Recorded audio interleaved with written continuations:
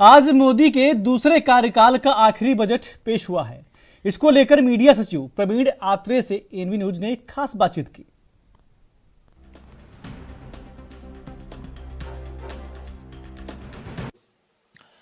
केंद्र सरकार ने आज अपना बजट पेश कर दिया है। वित्त मंत्री निर्मला सीतारमन ने ये बजट पेश किया है। हालांकि आप सभी जानते हैं कि लोकसभा के चुनाव ड्यू हैं, तो ऐसे में ये अंतरिम बजट है।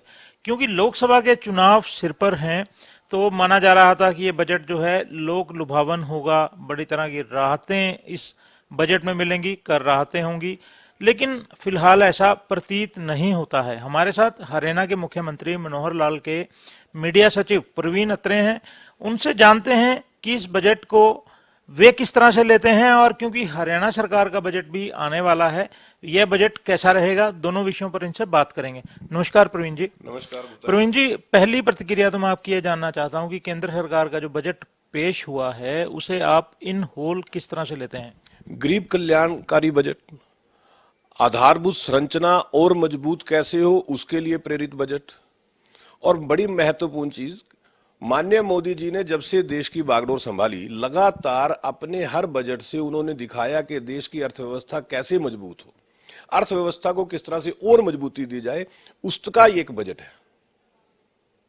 ये बताएं कि जो बातें आपने की, लोगों की ये उम्मीद थी कि किसी तरह से बड़ी राहतें इस बजट के दौरान आएंगी, क्योंकि भले ही अंतरिम बजट है, चुनावी जो मोड है, चुनावी जो माहौल है देश का, ऐसे में आमतौर पे परंपरा ऐसी थी कि लोक लुभावन बजट जो है आएगा।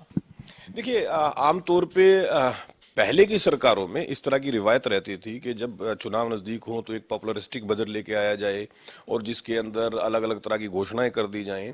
लेकिन मोदी जी की कार्यशैली को अगर आप ध्यान से देखेंगे, उन्होंने जब ये कहा कि 2047 तक भारत को विकसित राष्ट्र बनाना है। देखिए, विकसित राष्ट्र कब होगा? जब हमारी अर्थव्यवस्था मजबूत होगी, जब आम भारतीय की आर्थिक स्थिति मजबूत होगी, आम भारतीय खुशहाल होगा, गरीबों के कल्याण के लिए योजनाएं जो चल रही हैं उन योजनाओं का लाभ गरीबों को मिलेगा। और ये तभी संभव है जब आप पॉपुलरिस्टिक बजट की बजाय अर्थव्यवस्था को मजबूती देने वाला बजट लेके आएंगे। आपकी जो अर्थव्यवस्था है, जो आपकी आमदन है, आपके खर्चे हैं, उनके अंदर एक बेहतर समन्वय होगा। जिस तरह से इस बजट में भी अगर आपने देखा होगा, राजकोषीय घाटा जो है उसको नियंत्रण करने का लगातार प्रयास हुआ और लगातार वो नियंत्रण हो रहा है। फिस्कल डेफिसिट के अंदर भी यही स्थिति, और इंफ्रास्ट्रक्चर के अंदर बाकायदा जो कैपिटल एक्सपेंडिचर है वो उस बजट के अंदर 11% से ज्यादा निर्धारित करना, वो ये दर्शाता है कि जब आधारभूत संरचना जो इंफ्रास्ट्रक्चर जब बनता है देश के अंदर, तो उससे रोजगार सृजन होता है, काम धंधे बढ़ते हैं। और स्वाभाविक है, जब रोजगार सृजन होगा, काम धंधे बढ़ेंगे तो युवाओं को रोजगार मिलेगा। जैसा कि इस बजट के अंदर भी कहा गया है, 2 करोड़ जो युवा है उनके लिए रोजगार पैदा किए जाएंगे, 2 करोड़ से ज्यादा घर बनाए जाएंगे। अब 2 करोड़ घर अगर बनेंगे तो स्वाभाविक आप बेहतर समझ सकते हैं कि हमारी अर्थव्यवस्था को किस तरह का बूस्ट मिलेगा। तो वो सब इस बजट के अंदर आपको देखने को मिला है। ये बताएं कि जिस तरह से विपक्षी दल के लोग भी कह रहे हैं कि राम मंदिर के जो को लेकर भाजपा जो है ओवर कॉन्फिडेंट है, इसलिए बजट में ज्यादा जो लोक हित की जो घोषणाएं हैं नहीं की गई। नहीं, देखिए, ऐसा है, जो इंटरिम बजट होता है, मतलब वोट ऑन अकाउंट जो होता है, वोट ऑन अकाउंट के अंदर सबसे बड़ी चीज होती है कि आपने जो पहले काम किए हैं उनकी कंटिन्यूटी बनी रहे, और जब आप दोबारा सत्ता में आए तो उसको मर्ज कर लिया जाए पूर्ण बजट के साथ। और यही काम आप इस बजट में अगर देखेंगे, 45 लाख करोड़ रुपया का खर्च करने का अनुमान इस बजट के अंदर रखा गया है।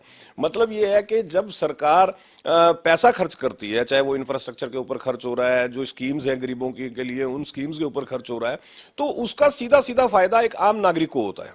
और जैसा मैंने पहले भी कहा कि मोदी जी का तो प्रयास ही ये रहा है कि गरीबों का उत्थान कैसे हो।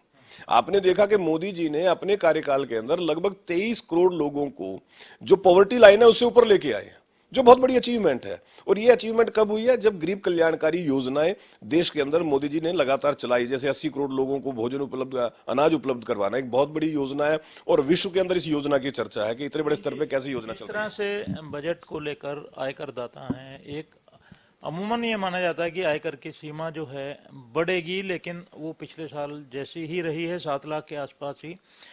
तो इसको लेकर भी लोगों को काफी जो उत्साह, निरुत्साह भी नहीं कह सकते, लेकिन काफी खुशी तो नहीं है।